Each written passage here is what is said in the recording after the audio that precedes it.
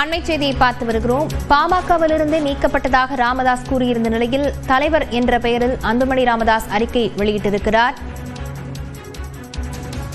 இது தொடர்பான விவரங்களுடன் செய்தியாளர் பிரேம் இணைந்திருக்கிறார். பிரேம், என்ன அறிக்கையில் குறிப்பிடப்பட்டிருக்கிறது? விவரங்கள்.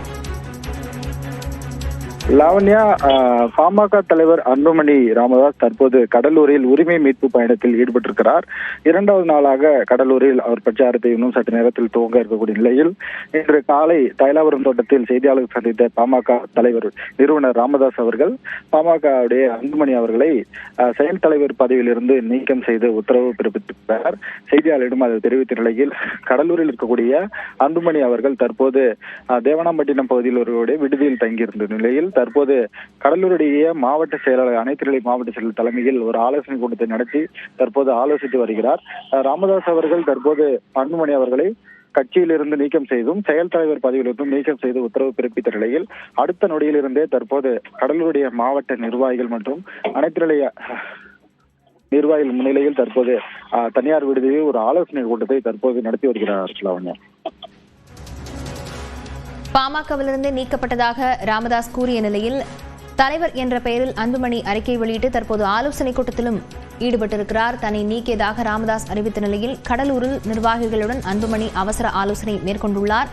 தற்போது அன்புமணி முன்னர் இருக்கும் நடவடிக்கை, அடுத்த கட்ட நடவடிக்கை என்னவாக இருக்கும் என கட்சி நிர்வாகிகள் தரப்புல பேசப்படுகிறது. பிரேம், நிச்சயமாக லாவண்யா, ஏற்கனவே தான் கட்சியுடைய தலைவர் என்ற பதவியிலேயே அவர் பல்வேறு பிரச்சாரங்களையும் நடைபயணத்தையும் மேற்கொண்டு வருகிறார்.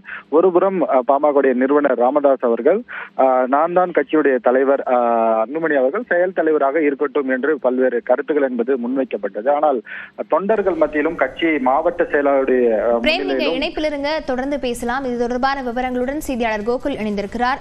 கோகுல், தற்போது கட்சியிலிருந்து நீக்கப்பட்டதாக ராமதாஸ் அறிவித்திருந்த நிலையில அன்புமணி நிர்வாகிகளோட ஆலோசனை கூட்டத்தில் ஈடுபட்டிருக்கிறார். அடுத்த கட்ட நகர்வுகள் என்னவாக இருக்க போகிறது? அரசியல் பரபரப்பு எப்படி இருக்க போகிறது?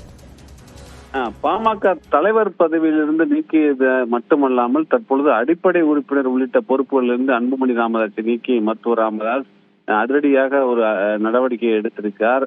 ஏற்கனவே அந்த ஒழுங்கு நடவடிக்கை குழு நடவடிக்கையில் அன்புமணி மீது நடவடிக்கை எடுக்கப்படும் என்று நம் தகவலாம் சொல்லியிருந்த நிலையில் அதை உறுதிப்படுத்தும் வகையில் இந்த அறிவிப்பை வெளியிட்டிருக்கார். தற்பொழுது பாமக தலைவர் அன்புமணி ஒரு அறிக்கையை வெளியிட்டிருக்கார். டங்ஸ்டன் அணுக்கனிமங்கள் உள்ளிட்ட 30 வகை கனிம சுரங்கம் அமைக்க மக்கள் கருத்து தேவையில்லை என்பது தவறு, மத்திய அரசு ஆணை திரும்ப பெற வேண்டும் என்ற ஒரு கருத்தின் அடிப்படையில் ஒரு அறிக்கையை வெளியிட்டிருக்கார். அந்த அறிக்கையில் தான் பாமக தலைவர் என்று குறிப்பிடும் வகையில பாமக தலைவர் அன்புமணி ராமதாஸ் என்று அந்த அறிக்கையானது தற்பொழுது வெளியிடப்பட்டிருக்கிறது.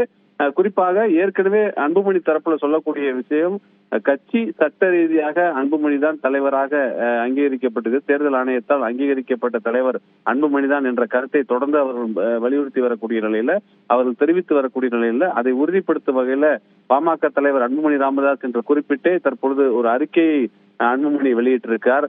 இன்னும் சற்று நேரத்தில் சென்னையில பாமகவுடைய வழக்கறிஞர் பாலு இந்த அறிவிப்பு குறித்து செய்தியாளர் சந்தித்து விளக்க இருக்கிறார்.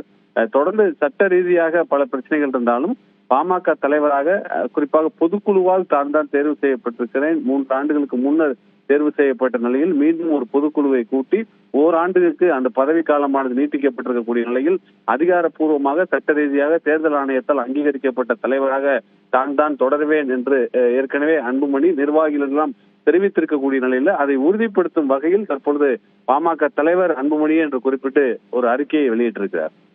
கோகுல், நீங்க குறிப்பிட்டது மாதிரி தேர்தல் ஆணையத்துக்கு நிறுவனர் ராமதாசுடைய நீக்கம் அப்படிங்கிற கடிதம் அனுப்பப்படும் பட்சத்தில் தேர்தல் ஆணையத்தால் அது ஏற்கப்படுமா? அது என்ன நடவடிக்கைகளுக்கு உட்பட வாய்ப்பு இருக்கிறது?